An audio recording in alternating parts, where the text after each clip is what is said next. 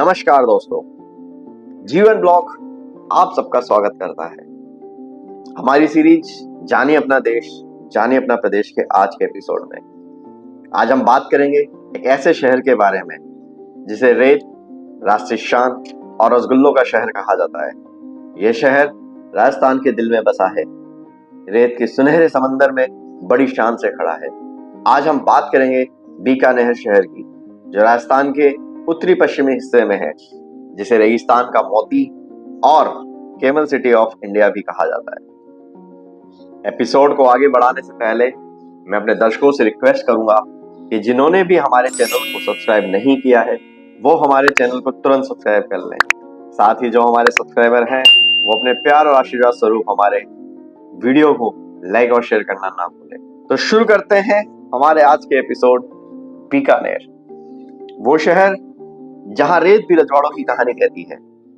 सन 1488 ईस्वी संवत 1545 के आसपास जब राव बीकानेर शहर की नींव रखी, तब शायद उन्हें भी अंदाजा नहीं था कि यह शहर एक दिन राष्ट्रीय वैभव और मरु संस्कृति का प्रतीक बनेगा, जिसे आने वाले समय में रेगिस्तान का मोती, कैमल सिटी ऑफ इंडिया और रसगुल्लों के शहर के नाम से जाना जाएगा। जहां की बनी भुजिया न सिर्फ इस शहर की बल्कि इस राज्य और देश की भी एक नया पहचान बन जाएगी। बीकानेर की स्थापना राव बीकाजी ने की, जो वर्तमान जोधपुर, जो उस समय मारवाड़ रियासत के नाम से जाना जाता था, के संस्थापक राव जोधा के पुत्र थे। राव बीकाजी ने अपने पिता राव जोधा से अलग होकर अपनी स्वतंत्र रियासत स्थापित करने का निश्चय किया। उन्होंने जोधपुर से उत्तर दिशा की ओर निकलकर जांगल देश, जिसे आज का बीकानेर क्षेत्र कहा जाता है, में अपना राज्य बसाया। दोस्तों, उस वक्त इस क्षेत्र में जोया, जाट और भाटी राजपूतों की छोटी छोटी रियासतें थी। राव बीकानेर बुद्धिमानी और युद्ध कौशल से इनसे मित्रता और युद्ध दोनों का संतुलन बनाकर यह क्षेत्र अपने नियंत्रण में ले लिया। सबसे पहले उन्होंने एक दुर्ग बनवाया जो बाद में जूनागढ़ किला कहलाया। प्रारंभ में इसे चिंतनगढ़ कहा जाता था। बाद में उनके उत्तराधिकारियों, विशेषतः राजा राय सिंह, जिनका शासन 1589 से 1600-1200 ईस्वी तक था, ने इसे भव्य रूप दिया। राजस्थान के उत्तर पश्चिमी भाग में थार मरुस्थल के मध्य बसा हुआ है, जो पाकिस्तान की सीमा के काफी निकट है। इसके चारों ओर रेत के टीले हैं, लेकिन बीच में समृद्ध नगर एक अद्भुत स्थापत्य कला का उदाहरण है। यह शहर दिल्ली कच्छ व्यापार मार्ग पर होने के कारण समय के साथ आर्थिक रूप से भी बहुत महत्वपूर्ण बन गया। तो जलवायु, गर्मी और रेत इस शहर के प्राकृतिक परिचय हैं।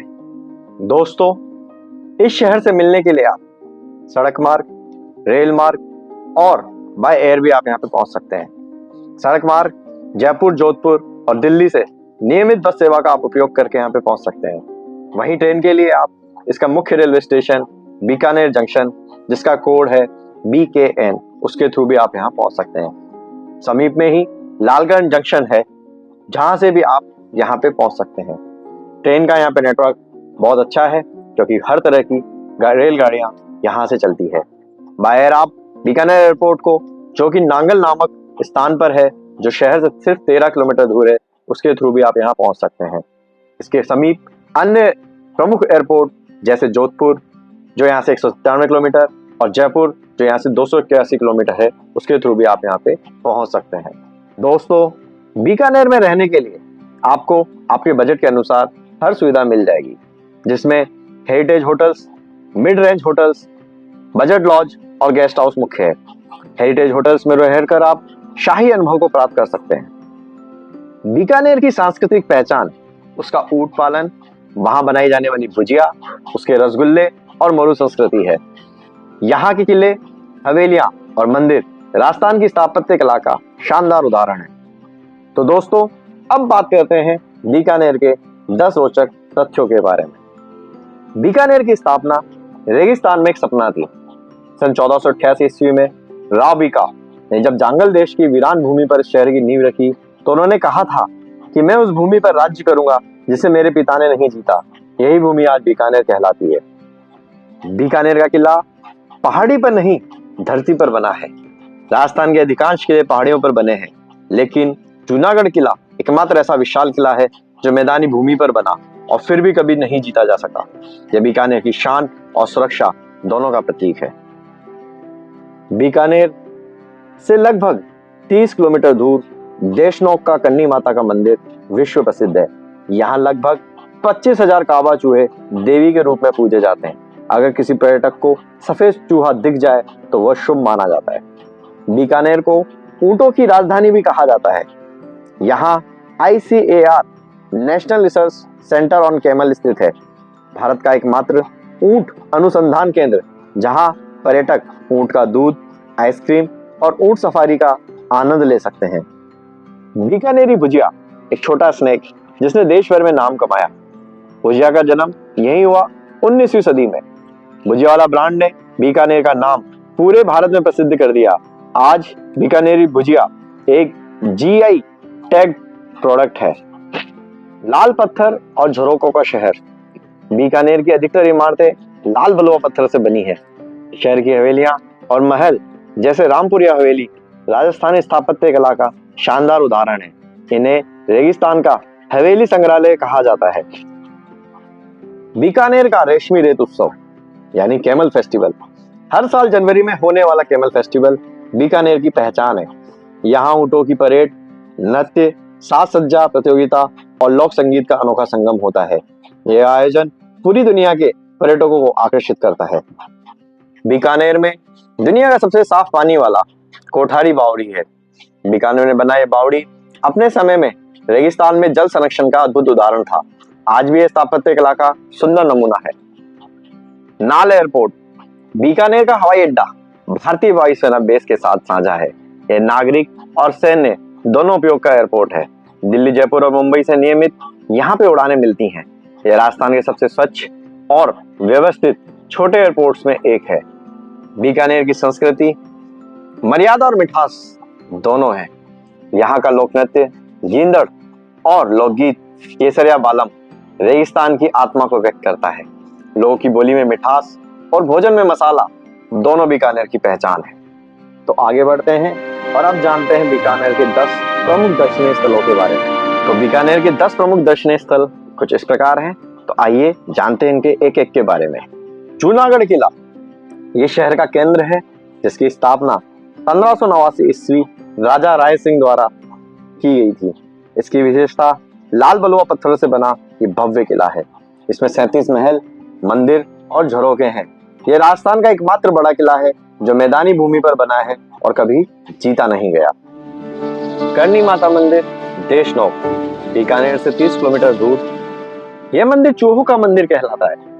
यहाँ लगभग 25,000 चूहे देवी के रूप में पूजे जाते हैं। सफेद चूहा दिखना यहाँ शुभ माना जाता है। National research centre on camel ICAR NRCC स्थान जोधपुर रोड, बीकानेर से लगभग 8 किलोमीटर दूर। भारत का एकमात्र ऊंट अनुसंधान केंद्र, जहां ऊंट की सफारी, ऊंट के दूध की आइसक्रीम और ऊंट के उत्पादों का अनुभव मिलता है।